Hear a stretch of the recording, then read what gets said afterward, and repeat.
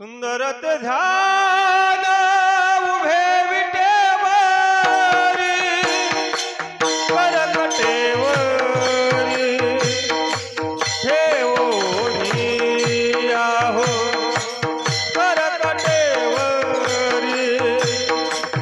ठेवोनी सुंदर ते ध्यान उभे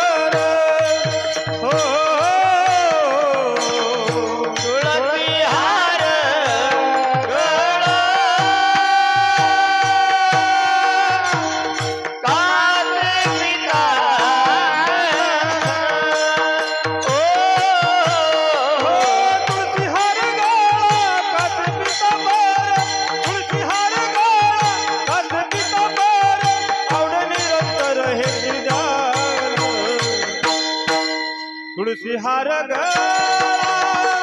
कास पितांबर तुळशी हार गळा कास पितांबर तुळशी हार गळा कास पितांबर तुळशी हार गळा कास पितांबर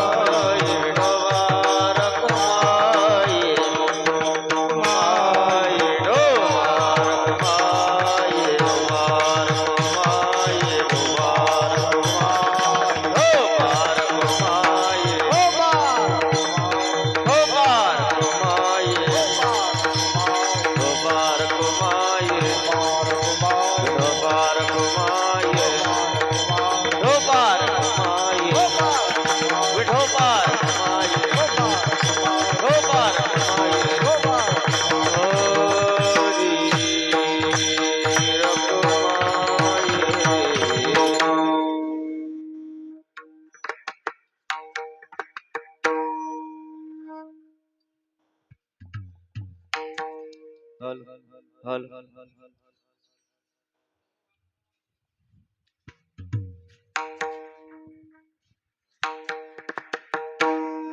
हरि ओम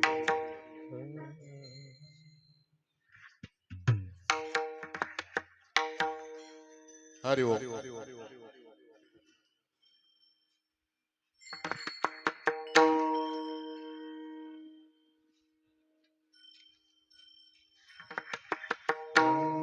हरि हरि राम कृष्ण हरि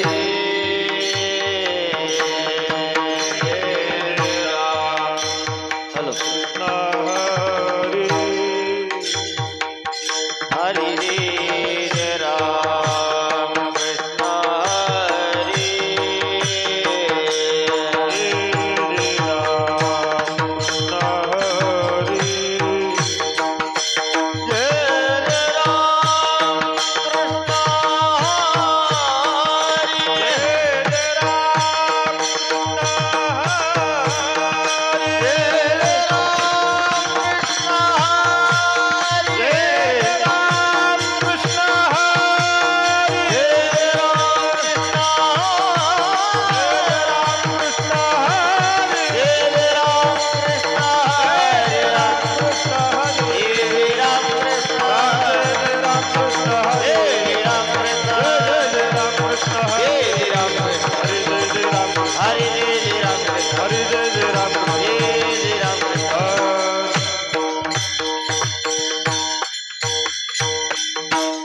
रूप पाहता लोचनी रूप पाहता लोचनी लोचनी रूप पाहता लोचनी रूप पाहता लोचनी लोचनी रूप पाहता लोचनी रूप पाहता लोचनी रूप पाहता लोचनी लोचनी रूप पाहता लोचनी सुख झाले हो साजनी सुख झाले हो साजनी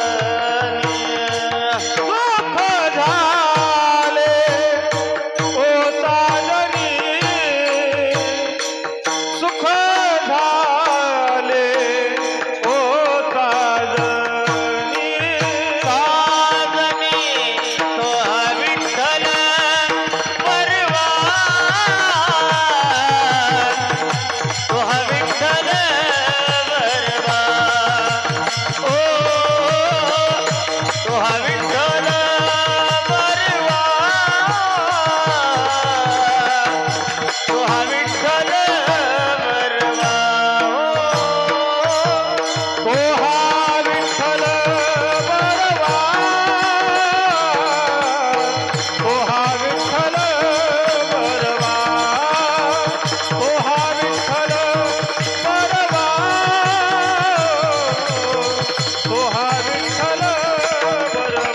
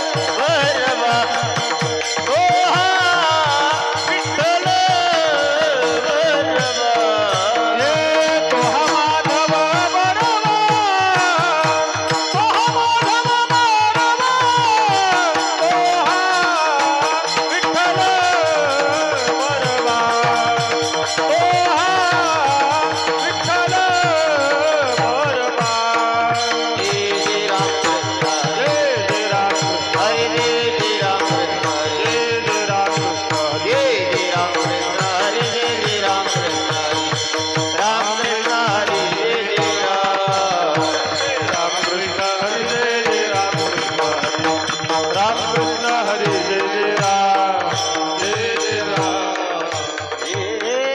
राम संत चरण रज लागता सहज चरण रज लागता सहज.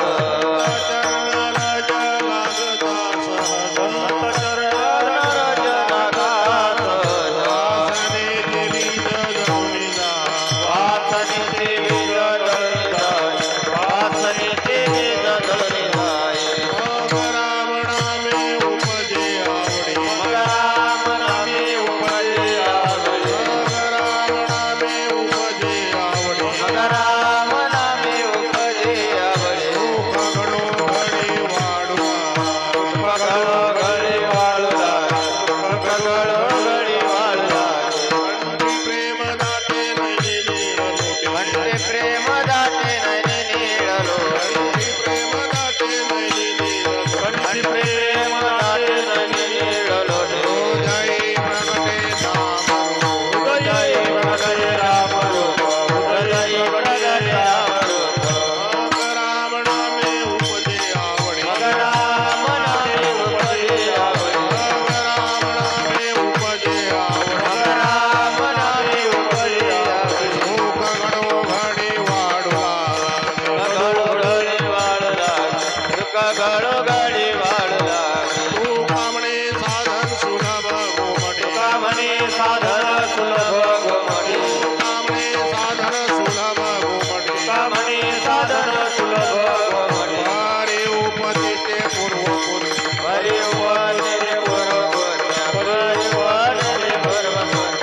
मग राम नामे उपजे आवडी. मग राम नामे उपजे आवडी. राम नामे उपजे आवडी. मग राम नामे उपजे आवडी.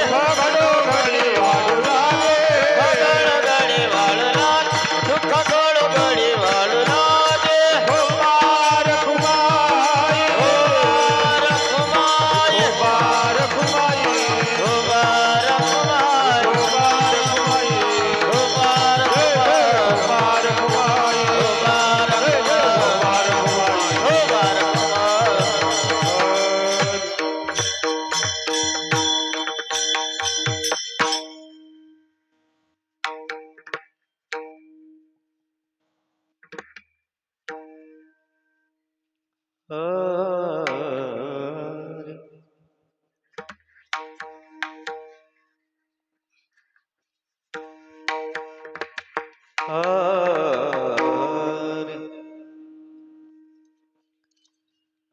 संत चरण राजा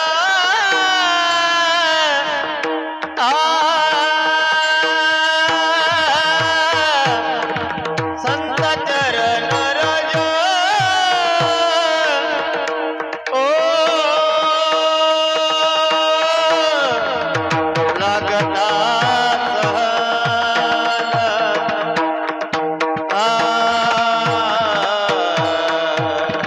संत चरण राजा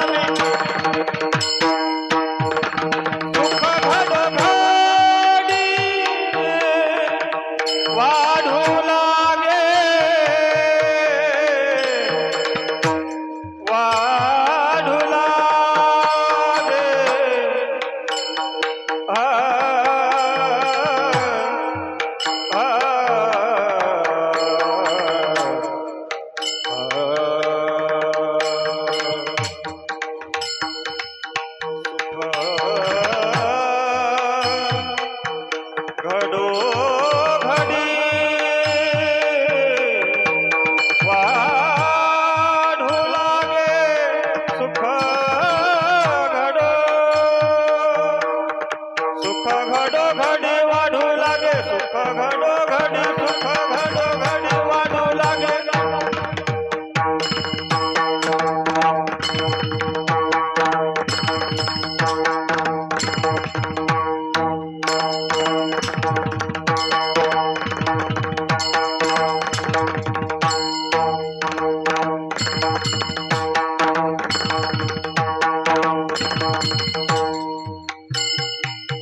सुख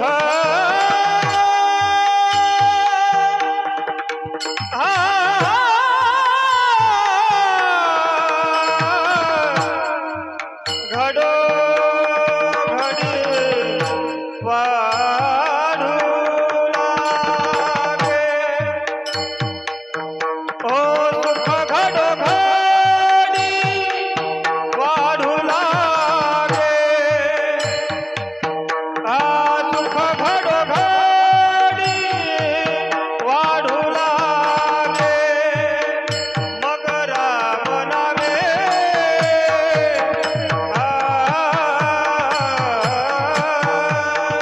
मग राम नामे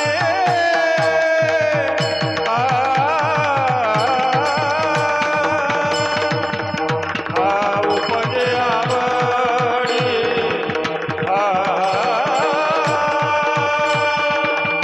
मग राम नामे मग राम नामे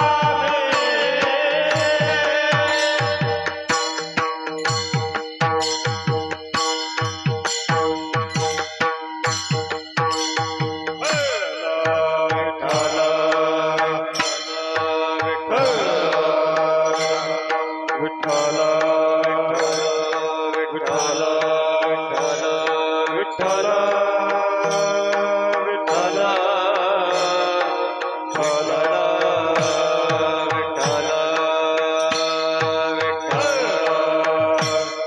विठ्ठल विठ्ठल विठ्ठल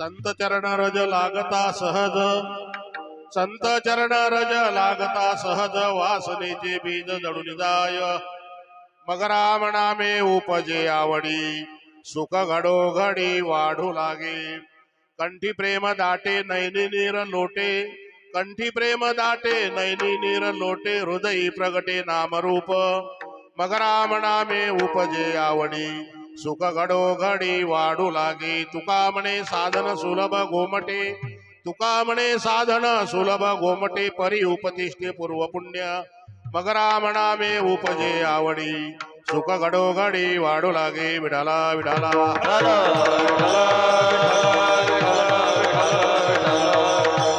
योगपीठे तडे भीमरथ्याम वरं पुंडलीकाय दातु मृन्द्रे समागत्य तिष्ठन्तमानन्द कंदं प्रब्रह्मलिंगं भजे पांडुरंग पांडुरंग प्रथम नमन पांडुरंग प्रथम नमन ओ पांडुरंग प्रथम नमन हा पांडुरंग प्रथम नमन दुसरे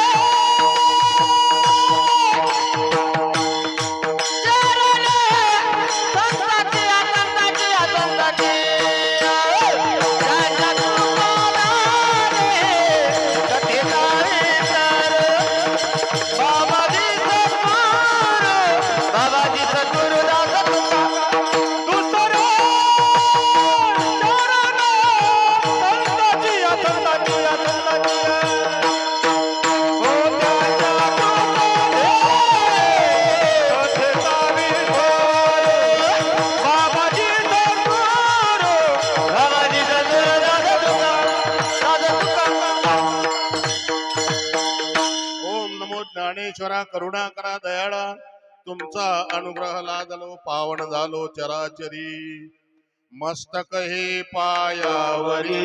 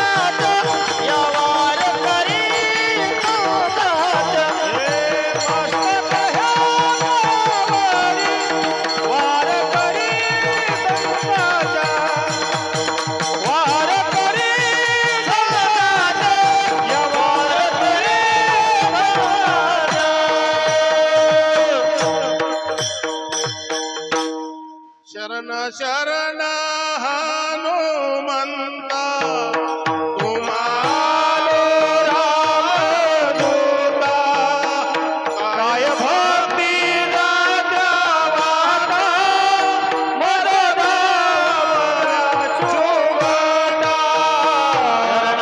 चरण हनुमंता तुम्हा आलो रामदूत काय भक्ती जाता वाट मदनाव्या चुवटा शरण शरण हनुमंता तुम्हा आलो रामदूत काय भक्ती जाता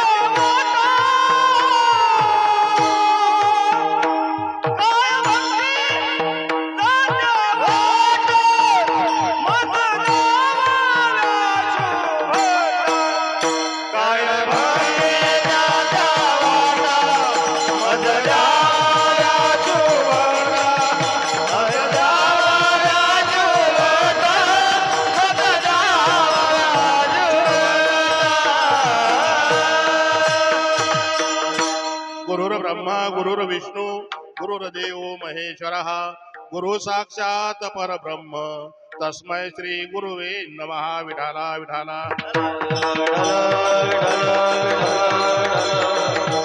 संत चरण रज लागता सहज संत चरण रज लागता सहज वासनेचे बीज जडून जाय मग राम नामे उपजे आवडी सुख घडो घडी वाढू लागे उपस्थित प्रभू प्रेमी सज्जन हो तथा भक्तिमती माता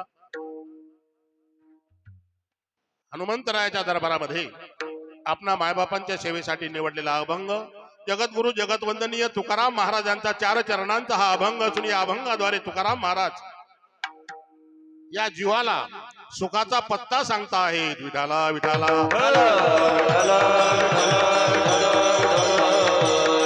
अभंगाकडे वळण्यापूर्वी थोडासा वारकरी संप्रदायाच्या नियमाप्रमाणे परिहार देण्याची गरज ते म्हणजे जशी की आपल्या या परम पवित्र तरोडादी गावामध्ये दरवर्षीप्रमाणे चालत असलेला रामनवमी ते हनुमान जयंती पर्यंतचा हा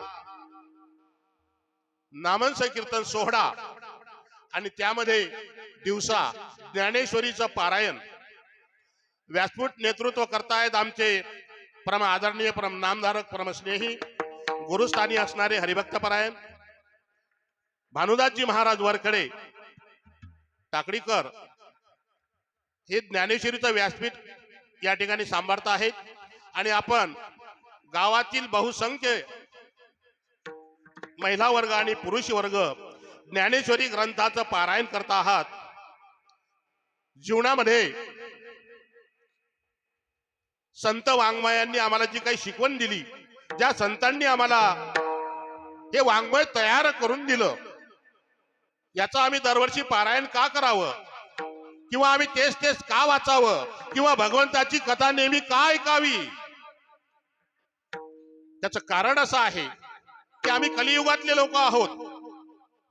आम्ही कलियुगातले लोक आहोत आणि आज आमच्याकडे वेळ नाही, वेळ कमी आहे आणि जो काही वेळ आहे त्या वेळामधून वेळ काढून आम्ही हा परमार्थ करण्याचा या ठिकाणी प्रयत्न करतो. आणि जीवनामध्ये संसारामध्ये ज्या काही आमच्या व्यथा आहेत, ज्या कथा आहेत, जे काही दुःख आहे ते दुःख बाजूला होण्यासाठी ही भगवंताची कथा किंवा ज्ञानेश्वरीचं पारायण आहे. विठाला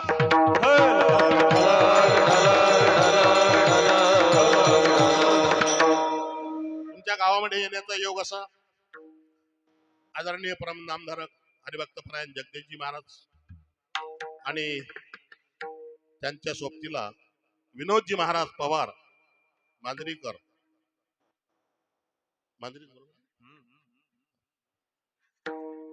त्यांचा आणि आमचा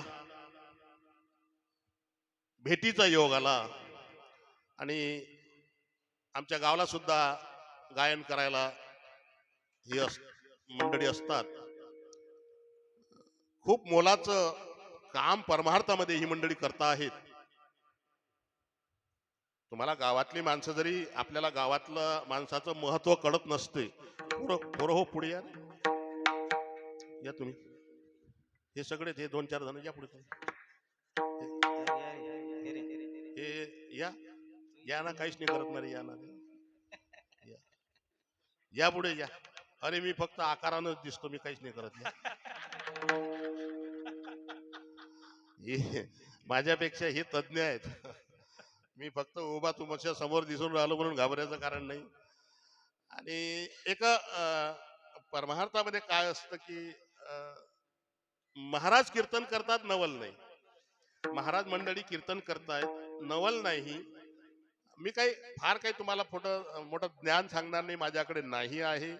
परंतु एक कुठेतरी शासकीय माणूस एक कीर्तन करतो, हे त्यांच्या ज्यावेळेस लक्षात आलं की त्यांनाही असं वाटलं की नाही आपल्या गावामध्ये असावं. एक बीडीओ म्हणून मी काम करतो पंचायत समिती बाळापूरला, गटविकास अधिकारी. आणि रात्रीलाही आपली परमार्थाची पताका फडकवण्याचं काम या मंडळींच्या सहकार्यातून माझ्याकडून केल्या जाते किंवा ते करून घेतलं जातं. हे काय माऊलींची कृपा असेल, आई वडिलांचे आशीर्वाद असतील, या सर्व माध्यमातून का होईना, परंतु दिवसा सरकारी रातचे वार करी. विठाला विठाला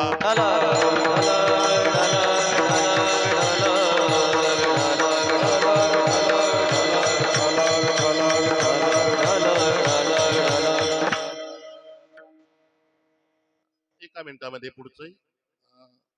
बाळापूरला जरी मी व्हिडिओ म्हणून काम करत असलो तरी मी खामगावला राहतो. माझं गाव विवरा पातूर तालुक्यामध्ये. आणि खामगावला तुम्ही म्हणसाल मग आता तू बाळापुरात नोकरी करतो, विवऱ्याचा आस म्हणतो, मग खामगावात राहायचं का आले? बरोबर आहे की नाही? एक साधी शंका की बाळापुरात नोकरी करतं, गाव विवरा सांगतो आणि खामगावात राहायचं का आले? तर खामगावात राहण्याचा योग असा आहे की माझी पत्नी सुद्धा नोकरीला आहे. खामगावचं जे हॉस्पिटल आहे आपलं सरकारी, अख्खा हॉस्पिटलची ती बॉस आहे. विठाला विठाला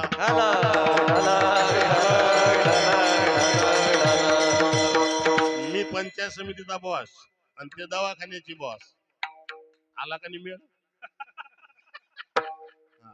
आणखीन पुढचं जाऊन सांगतो. तुमच्या गावले ग्रामसेवक आहे का? आहे ना ग्रामसेवक. आता त्याचं नाव बदललं. काय झालं? ग्रामपंचायत अधिकारी. ग्रामसेवकचं नाव बदललं, तलाट्याचं नाव बदललं, त्यांना महसूल अधिकारी म्हणतात आणि ग्रामसेवकाला ग्रामपंचायत अधिकारी म्हणतात. आता ग्रामसेवकाला कोणी बरं म्हणतं का? आहे का कोणी एखादा तरी याच्यात की नाही लग आमच्या गावचा ग्रामसेवक चांगला आहे बा, असं कोणी म्हणतं का? नाही, कारण त्याला दोन्ही पार्ट्या चालवा लागतात. बरोबर आहे की नाही? मग माझ्या हाताखाली 40 ग्रामसेवक आहेत. मग तुमच्या गावचा एक जर चांगला नाही तर माझे 40 चांगले असतील का? मग 40 जर चांगले नाहीत तर मी सांभाळणारा कसा असेल? विठाला विठाला.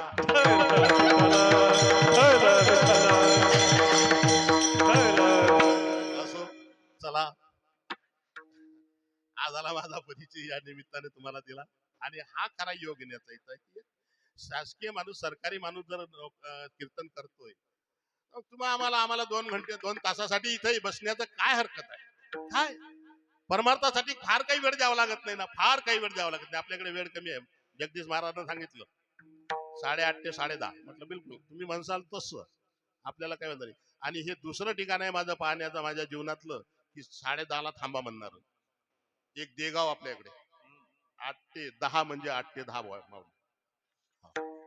नियम बरोबर असलाच पाहिजे. मग ते तुम्हाला कसं सांगायचं आणि सांगणं हो का ना सांगणं, आणि कसं सांगायचं कीर्तनकारांनी ठरवायचं. उगीच बाकीचं जर चिल्लर सांगत बसला 3 घंटे कीर्तन केलं तर काही अर्थ नाही त्याला. महत्वाचं सांगून 2 तासाची जी परंपरा आहे आपली त्या, मग फार काही वेळ काढायचा नाही आपल्याला. फार मी तुम्हाला सोपं समजावून सांगणार आहे. फार तुम्ही असे काही जास्त डोक्याला ताण देऊ नका. मी सोपं सांगणार आहे तुम्हाला, सोपं करून सांगणार आहे. भगवंताने किती तास दिले आम्हाला एका दिवसामध्ये? आम्हाला एका दिवसामध्ये किती तास दिले? 24 तास दिले. दिवसाचे 12 तास आणि रात्रीचे 12 तास. बरोबर आहे? 24 तास आम्हाला भगवंताने दिलेले आहेत. कशासाठी? आम्हाला जीवन जगण्यासाठी किंवा या दिवसामध्ये काहीतरी क्रिया करण्यासाठी. मग भगवंताला किती द्यायचे आहेत? परमार्थाला किती द्यायचे आहेत? 2 तास. मग तुम्ही म्हणाले या 2 तासामध्ये आमचं काय भलं होणार आहे? तुमच्या शंका मी सांगतो, त्याचं उत्तरही मीच देतो. तुम्ही म्हणाल की 2 तासामध्ये आमचं भलं काय होणार आहे? आपल्या घरी जर एखादी सत्यनारायणाची पूजा केली तर प्रसाद म्हणून आपण पेढे आणतो. बरोबर आहे? तुझं नाव काय? महेश. महेश भाऊ, आपल्या घरी सत्यनारायणाची पूजा केली, प्रसादाला पेढे आणतो. 1 किलो मध्ये किती पेढे येतात? पटापट पटापट, वेळ कमी आपल्याकडे. नसाल सांगत मी सांगतो. याचं उत्तरच कोणी सांगू शकत नाही. ते आकारावर अवलंबून आहे. पेढ्याचा आकार असा असला तो 2च बसतील, आणि असा असला बोरी सारखा तर बोरा एवढा. आपण कल्पना करू, किलो मध्ये 24 पेढे आले. किती किलो? किती आले? 1 किलो मध्ये 24 पेढे आले. आता पूजा करताना, प्रसाद वाटताना आपण चौरंगावर किती ठेवतो?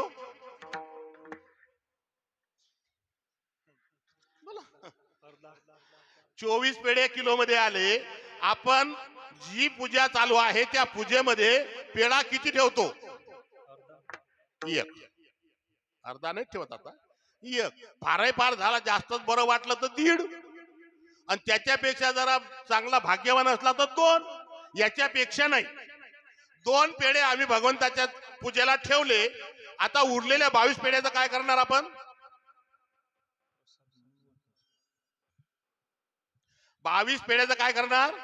प्रसाद म्हणून तो सर्वांना वाटणार. 2 पेढे भगवंताजवळ ठेवले, पूजेसाठी ठेवले. उरलेले 22 पेढ्याचा आम्ही प्रसाद म्हणून वाटणार आता, आणि तो प्रसाद म्हणून ग्रहण करणार. तद्वत 24 तासातले 2 तास जर भगवान परमात्म्याला दिले तर उरलेले 22 तासाचा प्रसाद होणार नाही का? विठाला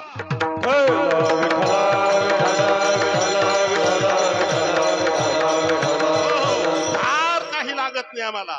फार काही जास्त वेळ द्यावा लागत नाही, किंवा उद्धार करण्याकरिता फार काही करावं लागत नाही. पण त्या तन्मयतेने असावं. ज्याप्रमाणे राजा परीक्षितीनं 7 दिवसामध्ये कथा ग्रहण केली, त्या तत्परतेने आम्हाला जर कथा ग्रहण आम्ही केली तर निश्चित उद्धार झाल्याशिवाय राहणार नाही. खटवांगरायाकडे किती वेळ होता? एक तास उरला खटवांगरायाचे, एक तास उरला खटवांगरायाचे. एक तास उरला खटवांगराया,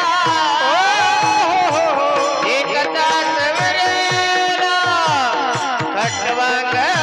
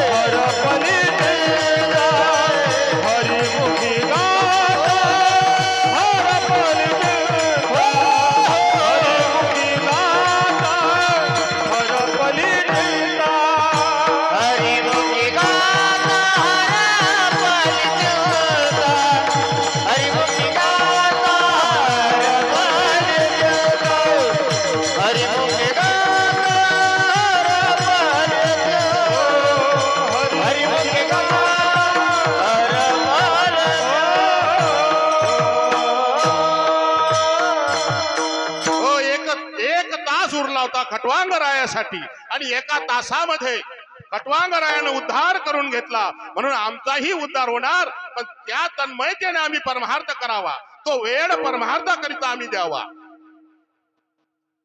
बघा, याकीन सोपं करून सांगणार आहे, नशीब समजलं कोणाला तर. एक वाट सुरू होता, चैत्राचे दिवस होते, उन्हाळ्याचे. चैत्राचे म्हणजे मराठीतला कोणता महिना? महेश नाही, एप्रिल किंवा मे. काठावर तो एक असा होत नाही की एक सारखा येत नाही तो. हा मे, हा चैत्र, वैशाख असं नाही होत. हा, ते मधात येतो तो. 15 दिवस याचे 15 दिवस तिकडचे, ते असं जोडवा लागतं. चैत्राचे दिवस होते. एक वाट सुरू रस्त्याने चालला होता, दुपारी भर 12 वाजता. खूप वेळ चालत असताना खूप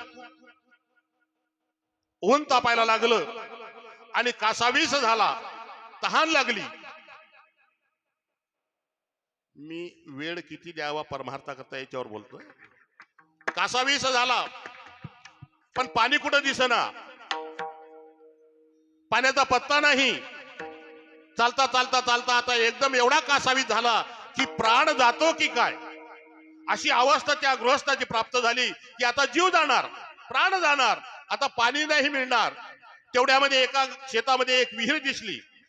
त्याला हायसं वाटलं, विहीर दिसल्याबरोबर, बाकी काही असो का नसो, विहीर दिसली, त्याला हायसं वाटलं. विहिरीजवळ चालत चालत गेला. मनामध्ये शंका होती, विहिरीजवळ तर चाललो, काही मोटार पंप असेल का नाही, किंवा दोर बाटली असेल का नाही, हा विचार त्याच्या मनामध्ये होता. आणि विहिरीजवळ गेल्यानंतर त्याला दोर बाटली दिसली.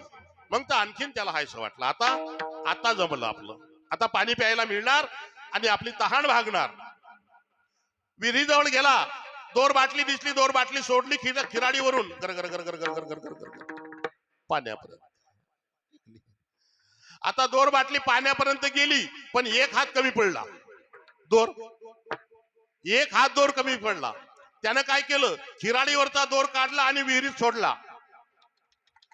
आता बाटली पाण्याला लागली, पण पाण्यात डुबना. बाटली पाण्याला लागली, पण पाण्यात डुबना. म्हणून त्यानं काय केलं की आता शरीराचा हात त्यानं पूर्ण विहिरीमध्ये झोकला. तुम्ही कल्पना करा त्याची, की आपण असं जर असलं तर कसं करत असतो. त्यानं शरीराचा हात पूर्ण विहिरीमध्ये झोकला, पण तरीही पाणी बाटलीमध्ये येईना. मग आता काय करायचं, त्यानं दोर परत ओढला, दोर परत ओढला, दोराला गाठ मारली आणि 2 बोटामध्ये गाठ अटकवली, 2 बोटामध्ये. आणि परत एकदा हात विहिरीमध्ये झोकला, त्या 2 बोटाच्या गाठीवर त्यानं ते बाटली पाण्यामध्ये गळगळ गळगळ गळगळ पाणी मध्ये बाटलीमध्ये आलं, किराडीवरनं दोर वळला आणि पाणी प्याला. जर 2 बोटावर पाण्याची तहान त्या गृहस्थाची भागू शकते, तर 2 तासाच्या परमार्थामध्ये भगवत प्राप्ती होणार नाही का? विठ्ठला विठ्ठला. म्हणून या धकाधकीच्या जीवनामध्ये जीवाचा एकच उपाय आहे की आम्हाला सुख मिळालं पाहिजे. आम्हाला काय मिळालं पाहिजे? सुख मिळालं पाहिजे, दुःख आलं नाही पाहिजे. अशी कोणाची इच्छा आहे का की दुःख आमच्याकडे आलं पाहिजे? कुणाला तरी वाटतं का अरे बाबा कोणता रोग गेला आता माग? कोरोना. तू आला नाही गड्या, 3 वर्ष झाले. आपलं जीवनच कसं आहे बघा. गंगेचा उगम जो डोंगरातून जरी असला, गंगेचा उगम डोंगरातून जरी असला तरी गंगा सारखी धावते आहे. कुठं? आपलं अंतिम ध्येय साध्य करण्याकरता गंगा कुठं धावते? गंगा कशासाठी धावते? कोणाच्या भेटीसाठी धावते? बोला ना महेश. आता तुझाच नंबर आहे, कीर्तन होईल. लोक घाबरू नको. गंगेचं अंतिम ध्येय आहे समुद्राला जाऊन मिळणे, आणि ती धावते आहे. गंगेला जसे 2 तट आहेत तसे आमच्या जीवनालाही सुद्धा 2 तट आहेत. एक दुःखाचा तट आणि एक सुखाचा तट. एक दुःखाचा तट आणि एक सुखाचा तट, यामधून आमची गंगा धावते आहे. आणि गंगा जोपर्यंत समुद्राला जाऊन मिळत नाही तोपर्यंत तिला चैन नाही. मग आमचे सुख दुःखाचे जे काट आहेत 2, नेहमी आम्हाला सुखही मिळत नाही आणि नेहमी आम्हाला दुःखही मिळत नाही. आहे का असं कोणी की जन्माला आल्यापासून दुःखच दुःख सुरू आहे? हो, असा कोणी आहे? आणि जन्माला आल्यापासून सुखच सुख सुरू आहे असंही नाही. मग सुख दुःख मिश्रित आमचं जीवन आहे. सुख दुःख मिश्रित आमचं जीवन आहे. या सुखातून दुःखातून आम्ही वाटचाल करून त्या भगवान परमात्म्यापर्यंत पोहोचलो पाहिजे. जसं गंगा एकदा का समुद्राला मिळाली की ती गंगा राहते का शिल्लक? तुमच्या आमच्यासाठी जरी राहत असली तरी ती समुद्र स्वरूप होते, ती सागर स्वरूप होते, ती शिल्लक राहत नाही. तद्वत जीव सुद्धा भगवत प्राप्तीला जर झाला तर तो जीव शिल्लक राहत नाही. मी देव झालो हे सांगायला शिल्लक राहत नाही झालो. कारण तुकाराम महाराज म्हणतात ना, वेडा झालो वेडा झालो, वेडी यांच्या गावी आलो. एकदा का भगवान परमात्म्याची प्राप्ती झाली की हा जीव त्या भगवान स्वरूप झालो हे सांगायला शिल्लकच राहत नाही. आणि या दुःखाची सुरुवात कुठून होते? जीवाची. जीवाची दुःखाची जी सुरुवात आहे, हा जीव आईच्या गर्भामध्ये ज्यावेळेस असतो त्यावेळेस आईच्या गर्भामध्ये काय सुखाची प्राप्ती असते का? त्याला तिथं सुख मिळते का आईच्या गर्भामध्ये? नाही. आईच्या गर्भामध्ये तो दुःखी असतो, तिथं दुःखाच्या यातना भोगतो आणि तिथं भगवान परमात्म्याला करारनामा करतो, एक नवस करतो. एक वेळ करी या दुःखावे गळे, एक वेळ करी या दुःखावे गळे, एक वेळ करी या दुःखावे गळे, एक वेळ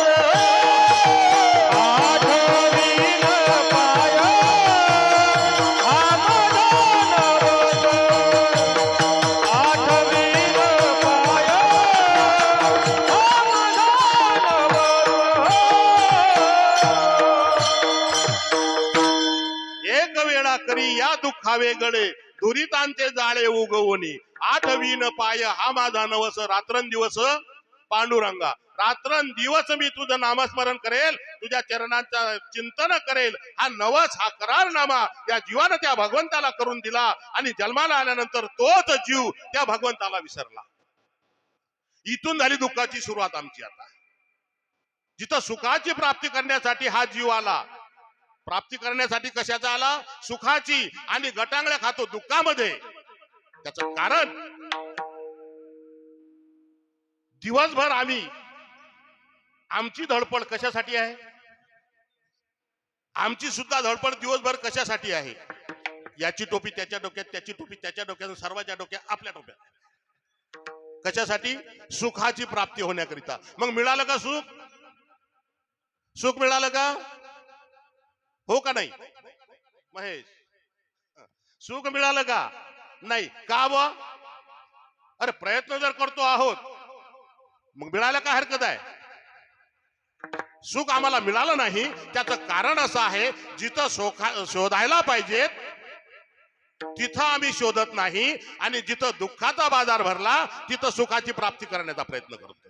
ज्या संसारामध्ये दुःख भरलं तो संसार दुःखमूळ आहे. ज्या संसारामध्ये दुःख आहे तो दुःखमूळ आहे, दुःख बांधवडी आहे हा संसार. सुखाचा विचार नाही कुठे. अरे याच्यामध्ये सुखाचा जर विचार नाही तर याच्यामध्ये आम्ही शोधण्याचा प्रयत्न करतोय. माऊली तर आम्हाला प्रतिज्ञा करतात की तुम्हाला सुख पाहिजेत ना, या तरी अवधान ऐकले दिजे मग सर्व सुखाची पात्र होई जे. हे प्रतिज्ञा उत्तर माझे उघडाई का. प्रतिज्ञा करता आहेत जीवाला सुख देण्यासाठी, आणि प्रतिज्ञा पूर्णही करताहेत.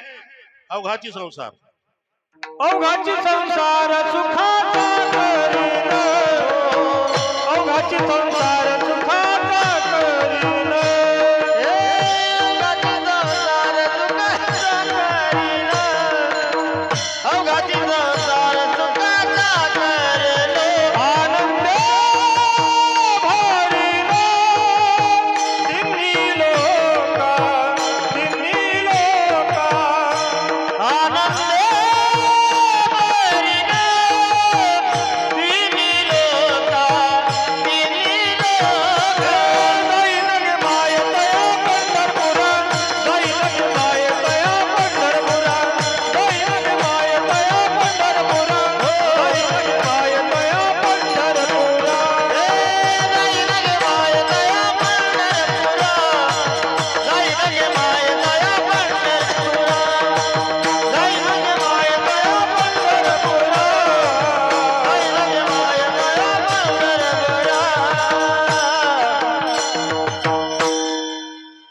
प्रतिज्ञा पूर्णही करत आहेत. अवघाची संसार सुखाचा करीन, आनंद भरीन तिन्ही लोक.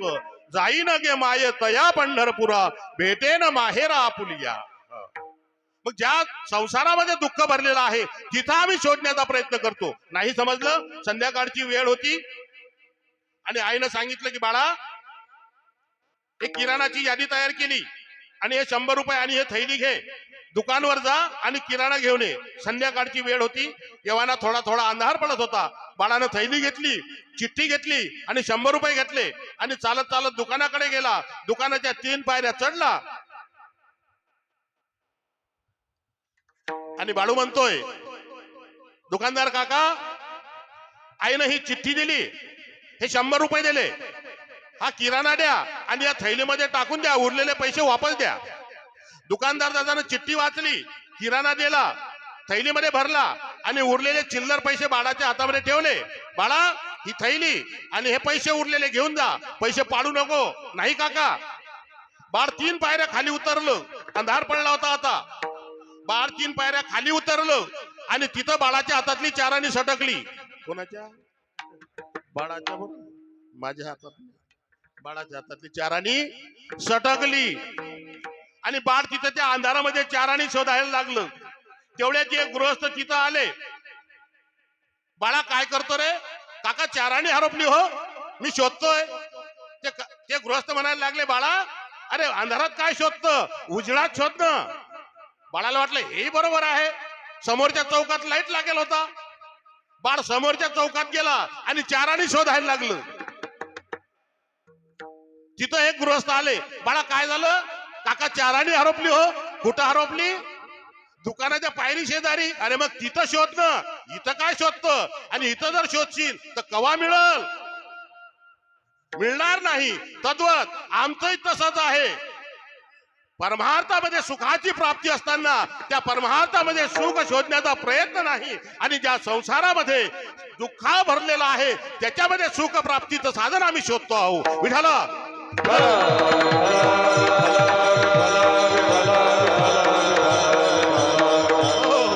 मग संसारामध्ये सुख आहे का? संसारामध्ये सुख आहे का? हो का नाही? नाही. सर्वांचं उत्तर मी म्हणतो आहे. म्हणतात असंच काय तुमचं दोन तोंडे काम, म्हणून तर आम्ही बोलत नाही. संसारामध्ये सुख आहे. सुख पाहता, बस एवढंच. सुख पाहता जवा पाळे. उमेश जव केवढा पाहिला का? जव पाहिला का? जव हो, नाही तर नाही पाहिला. मला नाही वाटत पाहिला असं. पूर्वी पेरायचं ते जव तिळा एवढा, तिळाचा सारखा जव असायचा, तिळा एवढा. एवढं सुख आहे बा. सुख पाहता जवा पाडे, एवढं सुख आहे. कणभर कणभर कणभर संसारामध्ये. एक मोडी आणणारा माणूस रानामध्ये गेला. महेश, मोडी आणणारा रानामध्ये गेला आणि चालता चालता खूप अरण्यामध्ये गेला. अरण्यामध्ये गेल्यानंतर त्याला दिसला वाघ. काय? वाघ वाघ वाघ वाघ. तुम्ही फक्त हसताच गड्या, बोलत ना. मुले पाहिजेत बोलणारे. वाघ. तुम्ही पण लय शांत पोरा. तरोड्यातले पोरं लय शांत आहेत. गणितात तर पक्के असाल तुम्ही. गणितात पक्के असाल ना? एकावर एक 91, एकावर 2, 92, एकावर 3, एकावर 3, 93 म्हणून राहिले. मग हे 9 1 11, 9 2 12, 9 3, 9 3 13. विठ्ठल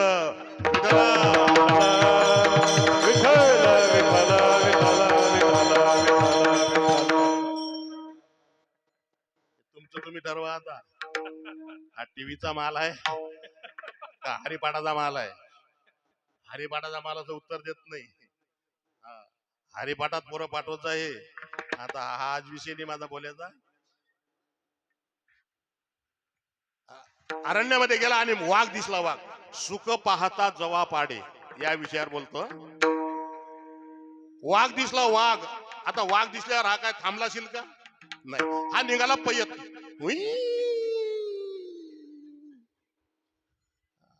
हा पुढे वाघ मांग, हा पुढे वाघ मांग, वाघ मांग हा पुढे. धावता धावता धावता एका वसान विहिरी जवळून चालला होता. एका वळाखाली वसान विहीर होती. वसान समजते ना इकडे शब्द? वसान विहीर.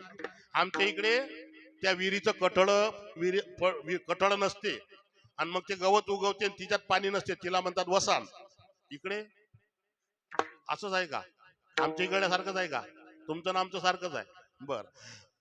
धावता धावता धावता त्या वसान विहिरी जवळून चालला होता. वडाच्या झाडाखाली वसान विहीर होती. धावता धावता जसा गेला तसा नाही पडला. नाही पडला. वडाच्या झाडाखाली विहीर होती. वडाच्या पारंब्या लोंबल्या होत्या. वडाची पारंबी त्याच्या हातात आली आणि मग तो झोके घ्यायला लागला. वाघ येऊन मागं थांबला.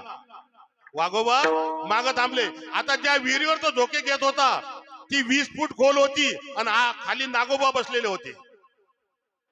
त्या पारंबीला लोंबला होता त्या पारंबीला आगेमोड होतं. आगेमोड. हो. आणि त्या हल्ल्यामुळे काय झालं? आगेमोड फुटलं. त्या माश्या उठल्या आणि याच्या अंगाले झोंबल्या. माग वाघोबा, खाली नागोबा, वर आगोबा. आणि त्या माश्या याच्या अंगाले झोंबल्या आणि याचा झाला हरिपाठ सुरू. होती त्रिवेणी संगमी. एवढ्या मोठ्या माश्या जमल्या, टस टस टस दसायला लागल्या. पण पारंबी सोडतो तर खाली नागोबा आणि बाहेर येतो तर माग वाघोबा आणि नाही सोडत तो वर आगोबा. लोंबकाळायला लागला. आता त्या तेवढ्यात काय झालं, तो झोके घ्यायला लागला. ते म्हणजे सहजाचा कांदा फुटला आणि त्यातला एक थेंब याच्या नाकावर पडला. काय? सहदाचा थेंब याच्या नाकावर पडला आणि हा जो हात गुतील. याले वाटलं नाकावर आपल्या काहीतरी पडलं, पण काय पडलं समजे ना. याले असं वाटलं जिबीनं चाटून पाहू. हात पारंबीला अटकलेले. मग यानं जीभ काढली, कणारून ते नाकाच्या शेंड्यावर पडलेला थेंब चाटायला लागला, करायला लागला असा. पण जीभ काही पुरना. त्यानंतर त्याच्या शेजारी एक दुसरा थेंब पडला. आता त्याला वाटलं याने जर याला लोटलं तर खाली येईल, मग आपण जिभेवर घेऊ. पण तो काही त्याला लोटे ना.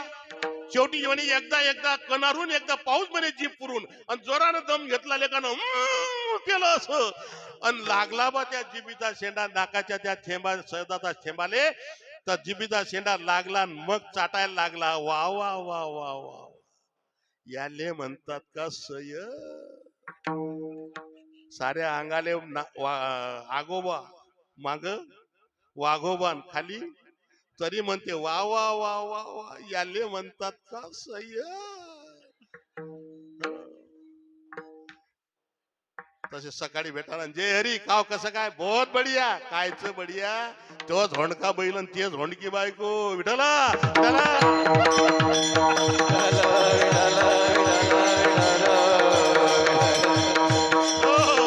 काही साधकांना जिज्ञासा निर्माण झाली की संताकडे गेले की सुख मिळतं. हो, म्हणून काही लोक देहूला गेले. विचारलं का तुकाराम महाराज कुठे राहतात. त्यांनी सांगितले असे सरळ जा, मग असे जा, मग असे जा. समोर एक वडाचं झाड आहे, त्याच्या समोर एक तुळशी वृंदावन आहे, आणि त्याच्या समोरचं घर तुकाराम महाराजांचं आहे. संतांच्या घराची खूण सांगितली. जयाची ये द्वारी,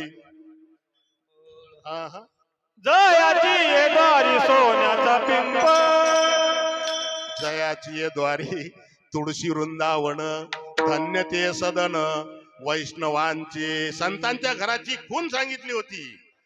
हा, जय हरी का हो, तुकाराम महाराज आहेत का हो, जय हरी या. कसे काय आले. काही नाही, तुमच्याकडे आलो की सुख मिळते म्हणतात. हो, आमच्याकडे आले की सुख मिळते म्हणतात. तुम्हाला सुख पाहिजे का. हो, पण आमची सुखाची व्याख्या वेगळी आहे, तुमची सुखाची व्याख्या वेगळी आहे. मग तुम्हाला जर सुख पाहिजे असेल तर तुम्हाला देव घ्यावा लागेल. देव घ्यावा लागेल. साधक म्हणू लागले आम्हाला देव नका सांगू, आम्हाला देव नका सांगू, आम्हाला तो वेळ नाही त्या देवाचं एवढं करायला, तो परमार्थ करायला नाही. तुम्हाला वेळ नाही, मग असं काम करा, तुम्हाला बगर वेळेचं आणि तुमच्या कामातलं काम सांगतो ते तरी करा. काय करायचं, तुम्ही फक्त एकच करा, त्या राम नामाची आवड निर्माण करा. अभंगाच्या दुसऱ्या चरणात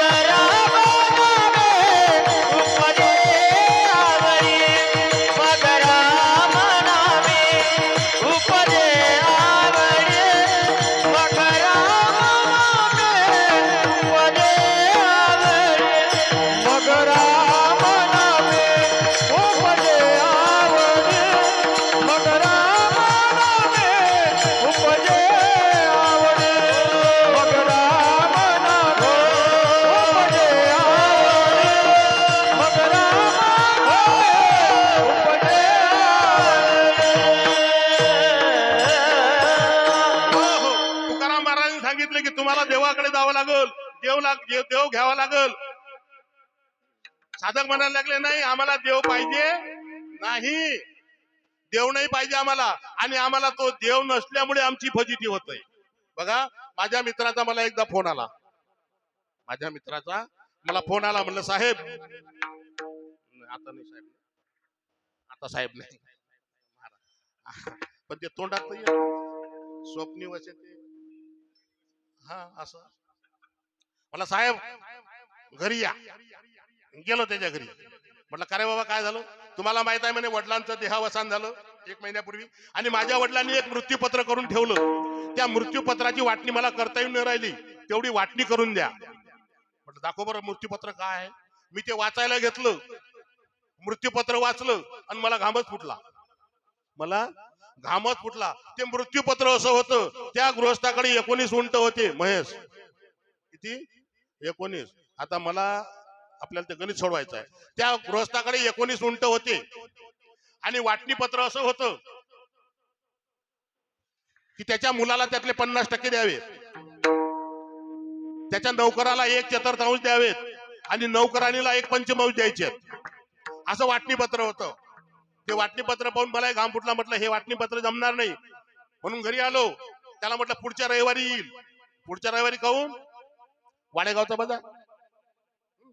मग वाडेगावच्या बाजारात गेलो, एक ऊट विकत घेतला. ऊट, त्या उटावर बसलो, त्याच्या घरी गेलो. त्याला म्हटलं का रे ऊटवाळा कुठे? आपला गायवाळा, म्हैसवाळा, आणि याचा ऊटवाळा. त्यानं दाखवला हा आपला ऊटवाळा. त्याच्यात वाटणी आपल्याला करायची आहे 19 उंटाची.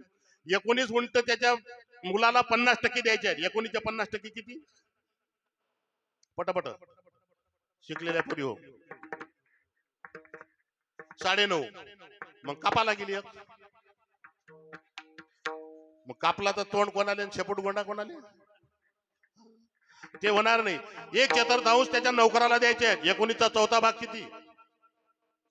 4.5 पावणे 5. बजेट बसत नाही. 1/5 नौकरानीला द्यायचे आहेत, म्हणजे 5वा भाग. 19चा 5वा भाग 3.5 4.5 3.5 पावणे 4. तो बजेट बसला नाही, म्हणून आपला ऊट घेतला आणि त्याच्या उठात सोडून दिला. किती झाले ऊट? आता किती झाले? 20. मुलाला किती द्यायचे आहेत? आता तर सोडवा. 20 ऊट झाले. आता मुलाला अर्धे द्यायचे आहेत. किती? 10 दिले. नौकराला 1/4 म्हणजे 4था भाग 20चा किती? 5. 10 आणि 5 15. आणि नौकरानीला 1/4 म्हणजे 1/4 नौकराला आणि 1/5 नौकरानीला. 5वा भाग किती? 20चा 5वा भाग किती? 4. 10 मुलाला अर्धे, 5 नौकराला 15 आणि 4 नौकरानीला. किती झाले? 19. माझा ऊट घेतला आणि घरी चालला आलो. आता त्याला नका हसू. हे 19 उंट सगळ्याकडे आहेत. हे 19 उंट आपल्या सगळ्याजवळ आहेत. पंच ज्ञानेंद्रिये, पंच कर्मेंद्रिये, पंच प्राण. किती झाले? 15. मन, बुद्धी, चित्त आणि अहंकार किती झाले? 19. तो एक विसावा नसल्यामुळे आपली फजिती होते, म्हणून तो एक आपलासा करून घ्यावा. आपुला तो एक देव करून घ्यावा. आपुला तो एक देव करून घ्यावा. आपुला तो एक देव करून घ्यावा. आपुला तो एक देव करून घ्यावा. देवी ना जीवा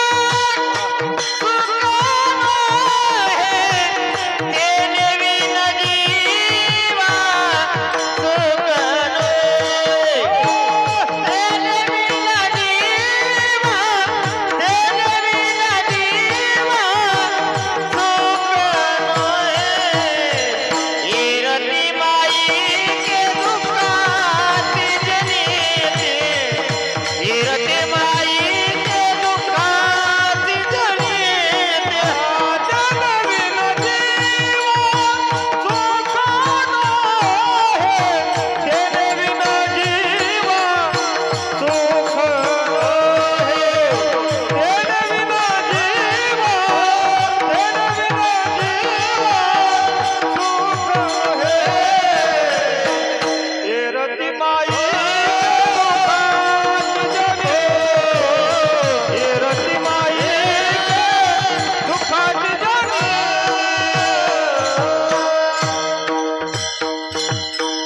तो एक आपलासा करून घ्यावा, आपुला तो एक देव करून घ्यावा. तेने विन जीवा सुख नोहे, त्याच्याशिवाय जीवाला सुखच नाही. येरती माहिक दुःखाची जनिती. दुसरे जे साधन आहेत ते दुःखाचेच आहेत. फक्त सुखाचे जर असतील तर तो भगवान परमात्मा आपलासा करून घ्यावा.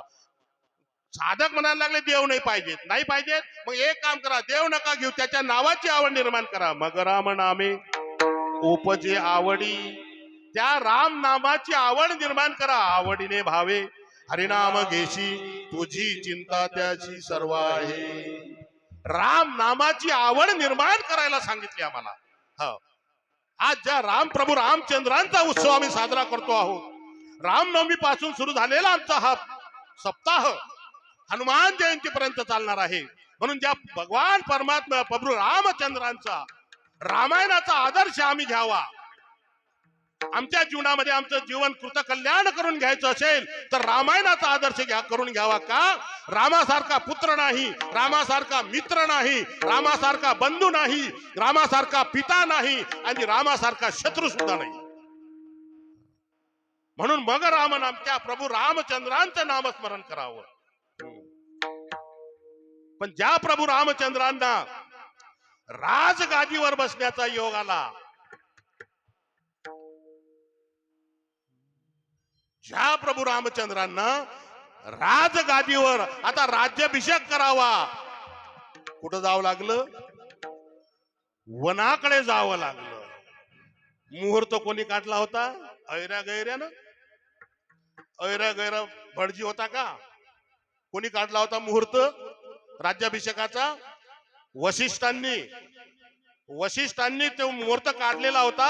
जिथं राज्याभिषेक व्हावा तिथं वनाकडे जावं लागलं. आणि गंगेच्या तीरापर्यंत गेल्यानंतर कोण गेलं होतं सोडायला गंगेच्या तीरापर्यंत प्रभू रामचंद्रांना?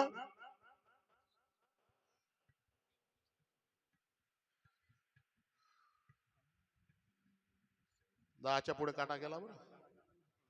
प्रभू रामचंद्रांना सोडायला गंगेच्या तीरापर्यंत कोण गेलं होतं? सुमंत प्रधान गेले होते.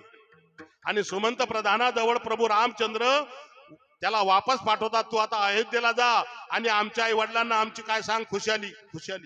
चालले कुठं? वनाला. आणि आमच्या आई वडिलांना खुशाली सांग. आणि एक काम करशील, माझ्या वतीनं माझ्या वडिलांचा चरण स्पर्श तू करशील, कारण माझ्या वडिलांचे चरण पूजनीय आहेत. अरे 100 तीर्थाचं धाम माझ्या वडिलांमध्ये आहे. अयोध्येस तू परत सुमंता, कुशला मुचे कथुनिताता, पदवदन करी माझे करिता, तात चरण ते पूजनीय रे. शततीर्थाचे धाम बोलिले तुके मद श्रीराम. गीत रामायण गडीमाडगुळ. भावा प्रभू रामचंद्रांसारखा भाऊ नाही. भावाला संदेश पाठवतात भरताला की जा सांग भरताला खुशाल राज्य कर. सांग जाऊनी कुमार भरता, हो युवराज स्वीकार सत्ता. प्रजा जनावर करी ममता, भोग सुखाचा अखंड घेई. मनी राहे निष्काम, बोलिले तुके मद श्रीराम. आणि वनामध्ये गेल्यानंतर राजा दशरथाला ते दुःख सहन झालं नाही आणि राजा दशरथ प्राण सोडता आहेत. आणि प्राण सोडल्यानंतर आता पित्याला अग्नी द्यायला कोणी मुलगा नाही, कारण भरत आणि शत्रुघ्न कुठं होते? आजोळी मामाच्या घरी. तेव्हा मामाच्या घरी त्यांना भरत आणि शत्रुघ्नला बोलावणं पाठवण्यात आलं. दूत पाठवला, पण त्या दूताला एक सूचना होती, काहीही झालं हे सांगायचं नाही. राजा दशरथाचा प्राण गेला हे सांगायचं नाही. आणि ते भरताला आणि शत्रुघ्न भैयाला आणायला गेले. आणि इकडे सगळी अयोध्या नगरी शोकाकुल झालेली आहे. कारण प्रभू रामचंद्र वनवासाला गेले आणि राजा दशरथाचा प्राण निघून गेला. अशा अवस्थेत आता भरत गादीवर बसणार म्हणजे कप्तानं बसणार. कारण त्यावेळेची ते माणसं सात्विक होती आणि कप्तानं बसलेल्याला जवळ करत नव्हती. आता कप्तानं एखादा भाऊ एखाद्याची जमीन जर बळकावत असेल तर आपण चांगल्या नजरेनं पाहतो का? नाही. कप्ताने न्यायाने नाही, कप्ताने एखादा भाऊ एखाद्या भावाची जमीन बळकावत असेल तर आपण त्याला चांगल्या नजरेनं पाहतो का? नाही. आणि भरताने ज्यावेळेस अयोध्येमध्ये प्रवेश केला, सगळं अयोध्या शोकाकुल आहे. कोणी कोणाची बोलत नाही. लोकांच्या नजरा बदललेल्या आहेत. कारण अयोध्येतले लोक भरताला आता कोण्या नजरेने पाहत होते? कपटी नजरेनं, की याच्या आईनं आता याच्यासाठी गादी मागून घेतली, आता हा 14 वर्ष राज्य करणार. भरत भैयाला समजना म्हणून सरळ आईच्या महाला मध्ये गेला. आईनं हा सगळा वृत्तांत सांगितला की प्रभू रामचंद्रांना वनवास आणि पित्याचा प्राण गेलेला आहे. अरे नाही नाही ते बोलला भरत आईला. अरे तुला आई म्हणायची लाज वाटते? तुला अक्कल आहे का? तू कोणाची मुलगी आहेस? कोणाची मुलगी आहेस तू? तू अश्वपतीची कन्या आहेस. तू माझी आई आहेस. तुला असं वाटते मी तुझ्या म्हणण्याप्रमाणे हे राज्य स्वीकारेल? अरे मी जर हे राज्य स्वीकारलं तर या जनतेमध्ये माझा काय समज होईल? माझ्याकडे कोण्या नजरेनं बघतील? भरत त्या आईला म्हणतो, अश्वपतीची नव्हेच कन्या, नव्हेच माझी माय, धर्मात्म्याच्या वंशी कृत्या निपजे नांदे काय, वदनाताचा करील मुढे प्रतिव्रता का कुणी, माता न तू वैरिणी. तू माता नाहीस, तू वैरीण आहेस. हे भरत भैया म्हणतात. आणि एक सांगू, अरे परमार्थामध्ये भगवंताच्या आड जर आई वडील येत असतील तर त्यांचंही वचन पाळायचं नाही हे शास्त्र सांगते. न मानावे ऐसे पित्याचे वचन, जेणे अंतरील नारायण. प्रल्हादे जनक, विभीषणे बंधू आणि भरत माता. न मानावे ऐसे पित्याचे वचन, जेणे अंतरेल नारायण. नको नको ते भरत आईला बोलताहेत त्या ठिकाणी. अगं जो वृक्ष होता या नगरीमध्ये, जो वृक्ष होता आम्ही त्याची फळं होतो, तो वृक्षच तू तोडून टाकला आता. आणि आता फळाची अपेक्षा काय करत? शाखे सहित वृक्ष तोडीला फळा इच्छिशी वाढ. आता हा वृक्ष तोडून टाकला आणि आता फळाची अपेक्षा करत? आईचा त्याग करून भरत भैया प्रभू रामचंद्राला वापस आणण्याकरिता वनामध्ये गेले. आणि प्रभू रामचंद्रांची आणि भरताची भेट झाली. खूप शोक करतायत भरत भैया, खूप रडताहेत, खूप रडताहेत. आणि प्रभू रामचंद्र भरताला समजावून सांगतात, भरता अरे हे दैवच तसं आहे, हे दैवच तसं आहे. प्रभू रामचंद्र खूप समजावतात. दैव जात दुःखे भरता, दोष ना कुणाचा, पराधीन आहे जगती पुत्र मानवाचा, दोष ना कुणाचा. ना माता कैकई दोषी, नोहे तात दोषी, राज त्याग कानन यात्रा, असे कर्म जात. खेळ चालला शे माझ्या पूर्व संचिताचा, पराधीन आहे जगती पुत्र मानवाचा. खूप समजावतो प्रभू रामचंद्र. अरे सागरामध्ये दोन ओळख्यांची भेट व्हावी आणि एक लाट यावी, ते दोन ओळखे पुन्हा विभक्त व्हावे, असं आपलं जीवन आहे भरता. दोन ओळख्यांची होते सागरात भेट, एक लाट तोडी दोघा पुन्हा नाही भेट. क्षणिक आहे केवी बाळा मेळ मानसांचा, पराधीन आहे जगती पुत्र मानवाचा. भरता तू वापस जा. खूप भरत भैया रडतायत. शेवटी प्रभू रामचंद्र भरताला जवळ करतात, त्याचे अश्रू पुसतात. नको आसू ढाळू आता पुस नयनास, तुझा आणि माझा आहे वेगळा प्रवास. अयोध्येचा हो तू राजा, रंक मी वणीचा, पराधीन आहे जगती पुत्र मानवाचा, दोष ना कुणाचा. विठाला विठाला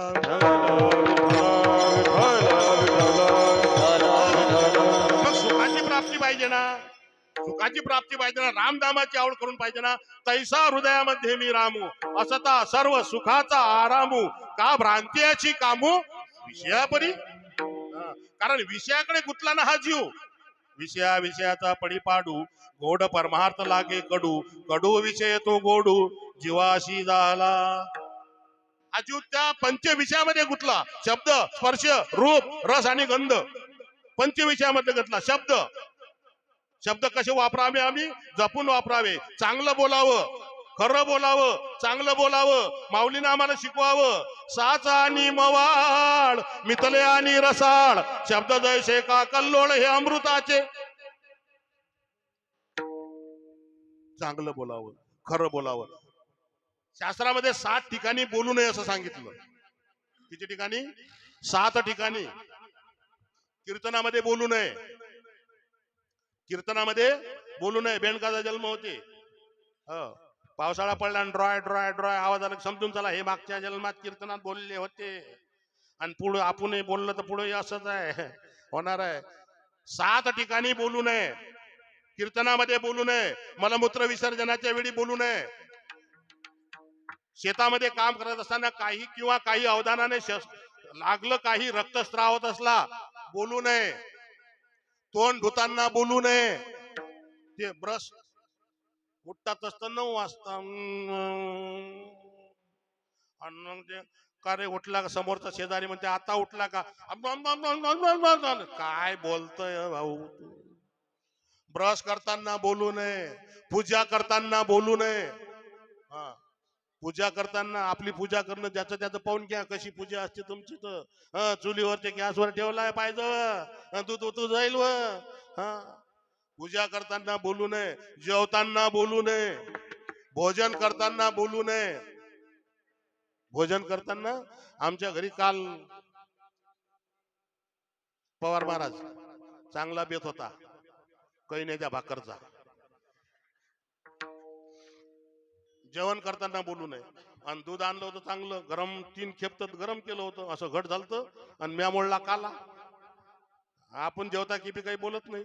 मग ते काय म्हणते, अहो अहो. कोण कोण कोण कोण म्हणते? माई बायको. तुला कसं माहित? मी कुठे सांगितलं, फक्त अहो म्हटलं सांगितलं. ते म्हणले अहो ऐका ना. मॅडम चुप, तुला सांगितलं ना किती वेळा बोल, जेवताना बोलू नका म्हणून. एकदम बसली. सब सब सब सब काला मोळांना खाल्ला का नाही, आणि हात धुतला आणि डक्कर मारला. सांग आता काय म्हणतं ते? म्हणे आता काय फायदा, आता काय सांगू? म्हटलं झालं काय? काला मोडताना झुरड चुरलं ना तिच्यात. अरे बा,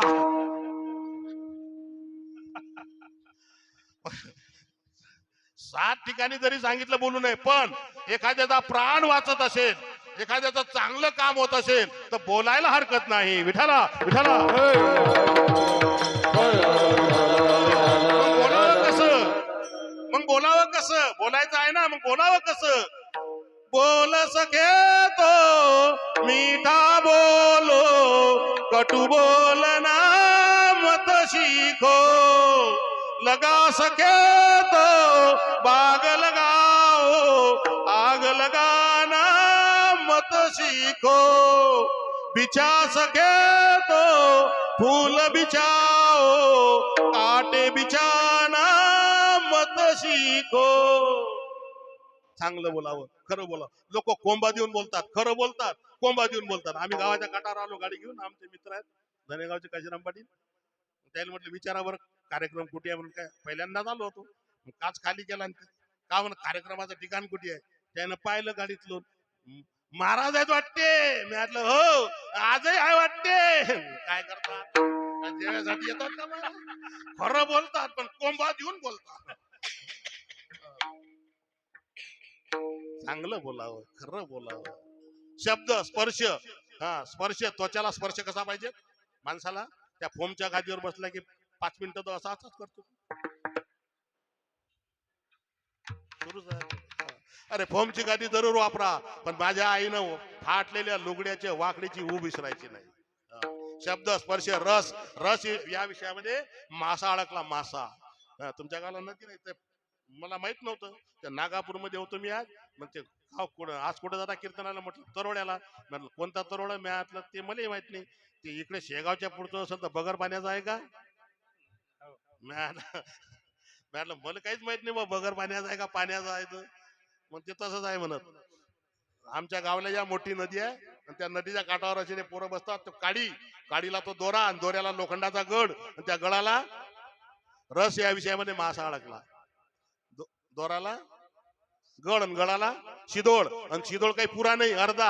आणि तो नदीत टाकला की तो मासा शिदोळ खायला येतो. तो शिदोळाला पाहत येतो. तो शिदोळ म्हणतो येऊ नको, येऊ नको, येऊ नको, तुझ्यासाठी अर्धा झाला. तू मता मता मेरे लिए, मैं आधा हुआ हूं तेरे लिए. तू आ रहा है मेरे लिए, लेकिन ऊपर खड़ा है तेरे लिए. तू येऊ नको. शब्द स्पर्श रस आणि गंध, गंध या विषयामध्ये भ्रमणक लागला. त्या भ्रमणालाही माऊली उपदेश करतात. भ्रमर भेदी कोडे बल तैश्य काष्ट कोरडे, परी जीवन कडिके माझे कोक सापडे कोवडे. किंवा हा विठाला विठाला. या पंच विषयामधून आम्हाला जर बाहेर पडायचं असेल तर त्यावर रामबाण उपाय कुठला आहे. या पंच विषयामधून आम्हाला बाहेर पडायचं असेल, त्या भगवान परमात्म्याकडे आमचं मन लावायचं असेल तर तुकाराम महाराज म्हणतात मग राम नामी उपजे आवडी. मग राम नामी उपजे आवडी. मग राम नामी उपजे आवडी. मग राम नामी उपजे आवडी. मग राम नामी उपजे आवडी. मग राम नामी उपजे आवडी. मग राम नामी उपजे आवडी. मग राम नामी उपजे आवडी. मग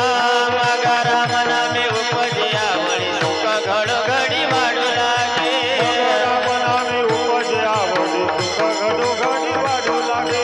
मग राम नामी उपजे आवडी. सुख घडोघडी वाढू लागे. मग राम नामी उपजे आवडी. सुख घडोघडी वाढू लागे. मग राम नामी उपजे आवडी. मग राम नामी उपजे आवडी. मग राम नामी उपजे आवडी. राम नामी उपजे आवडी. मग राम नामी उपजे आवडी. मग राम नामी उपजे आवडी. मग राम नामी उपजे आवडी. मग राम नामी उपजे आवडी.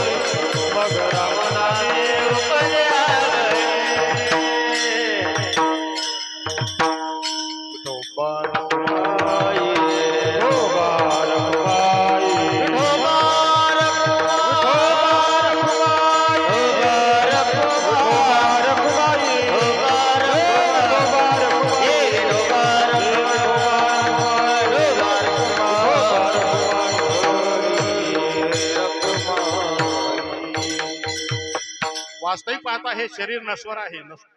हे नाशवान आहे, नश्वर आहे.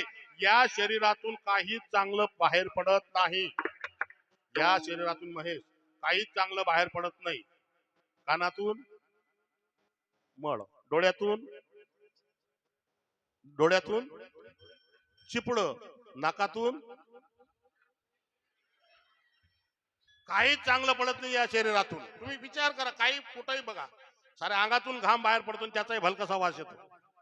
या फक्त एकच चांगलं आहे, मुखातून राम नामाची आवड निर्माण होते. हेच या शरीराचं आहे. बघा, ज्ञानेश्वरी मध्ये ज्ञानेश्वर माऊलींनी त्यांचं नाव किंवा कुठल्याही नातेवाईकाचं नाव घेतलं नाही, पण एका महिलेचं नाव घेतलं ज्ञानेश्वरी मध्ये. कोण होती ती महिला? ती एका ऋषीची कन्या होती आणि त्या देशाच्या राजानं तिला पाहिलं, तिच्या रूपावर भाळला आणि त्यानं सांगितलं ऋषीला की तुमची मुलगी आम्हाला पत्नी म्हणून द्या. ऋषी म्हणायला लागले, राजेश्वरी तुमचं वय कुठं, माझ्या मुलीचं वय कुठं? म्हणले असा, मग एक काम करा, माझ्या मुलाला पत्नी म्हणून द्या, मला सून म्हणून द्या. ऋषी म्हणायला लागले, बरोबर आहे, हे बरोबर आहे, तुमच्या मुलाला आम्ही पत्नी म्हणून देऊ, तुम्हाला सून म्हणून देऊ. त्यांचं लग्न लागलं. कर्म धर्म संयोगाने 1 वर्षानंतर त्या मुलीला पुत्ररत्न प्राप्त झालं आणि ती एका दिवसाच्या बाळाला ती महिला उपदेश करते, हाती घेते, बाळा या योनीमध्ये का जन्माला आलात? हे नश्वर आहे, हे कुस्क आहे, अरे हे याचं काही कामाचं शरीर नाही, या योनीमध्ये तू का जन्माला आला? त्या एका दिवसाच्या बाळाला त्या महिलेने उचलला आणि पाळण्यामध्ये टाकलं आणि पाळण्यामध्ये ती महिला त्या बाळाला उपदेश करते. हा देह नाशिवंत मलमूत्राचा बांधा.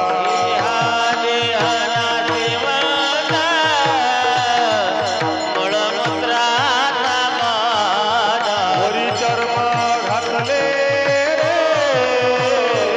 पूर्वी कीटकाचा बाधा.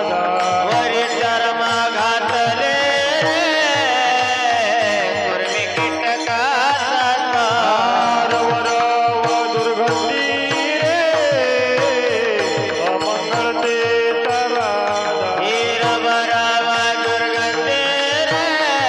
अमंगळ देता बाधा. आत्मरे चारी हरा शरण जाय गोविंदा. मर्यादे मनाला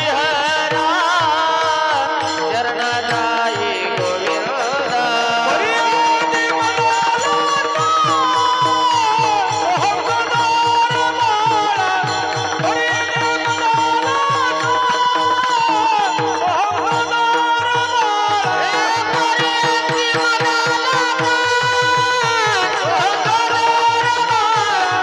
मर्यादे मनाला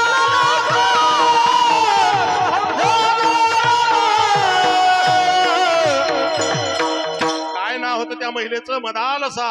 ती मदालसा एका दिवसाच्या बाळाला घेते, पाळण्यामध्ये टाकते आणि उपदेश करते. हा देह नाशिवंत मलमूत्राचा बाधा. वरी चर्म घातले रे कृमी कीटकांचा साधा. रव रव दुर्गंधी रे अमंगळ तिचा बाधा. स्मरे त्या हरिहरा शरण जाये गोविंदा. परे दे मदालसा सोहम रे बाळा. बाळा या जन्मामध्ये कशाला आला रे? हे शरीर नश्वर आहे, हे नाशवंत आहे. तुकाराम महाराज म्हणतात, नाशवंत जरी असलं तरी घाबरण्याचं कारण नाही, कारण भगवंतापर्यंत पोहोचण्याचं एकमेव जंक्शन स्टेशन कोणतं असेल तर हा देह आहे. याच देहाद्वारे भगवंतापर्यंत जाता येतं. म्हणून आपलं शरीर सामान्य नाही. शरीर उत्तम चांगले शरीर सुखाचे घोसले. शरीरे साधे ऐसे केले शरीरे साधले परब्रह्म. याच देहाद्वारे त्या भगवंत पर्यंत पोहोचण्याची ताकद आहे. मग आम्हाला राम नामाची आवड निर्माण करायची आहे. मग राम नामाची आवड निर्माण करण्यासाठी आम्हाला काय करावं लागेल? संत संग करावा लागेल. आणि एकदा का संत संग आमचा झाला आणि त्या संतांच्या चरणाचा कण जर आम्हाला लागला तर वासनेचं बीज जळून जाते. संत चरण रज लागता सहज वासनेचं बीज जळून जाय. एवढी मोठी वासना आहे, वासनेचं बीज जळून जाते. संत चरण रज, संतांच्या चरणाचा कण. संत चरण रज लागता सहज. सहज बरं, मुद्दाम नाही, सहज जरी लागला. प्रभू रामचंद्रांनी अहिल्याचा उद्धार केला. पाय लावला का दगडाला?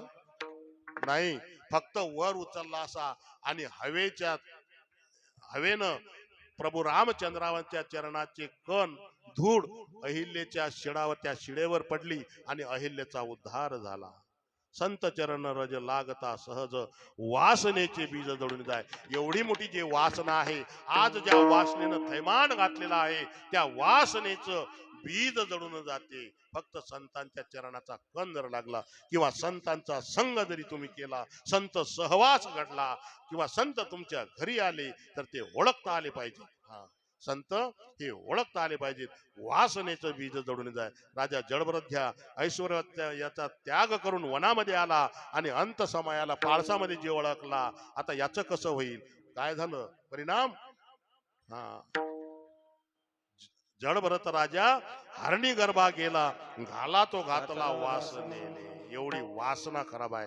आज ज्या वासनेनं थैमान घातलेला आहे, जी वासना आम्हाला सतावते आहे, त्या वासनेचं बीज मुळासकट जळून जाते. कशामुळे? संतांच्या चरणाचा जर कण लागला तर. म्हणून त्या संतांच्या चरणाचा आम्हालाही कण लागावा. त्या संतांनी जी शिकवण दिली त्या संतांचं एकदा प्रेमानं भजन. ज्ञानेश्वर माऊली ज्ञानराज माऊली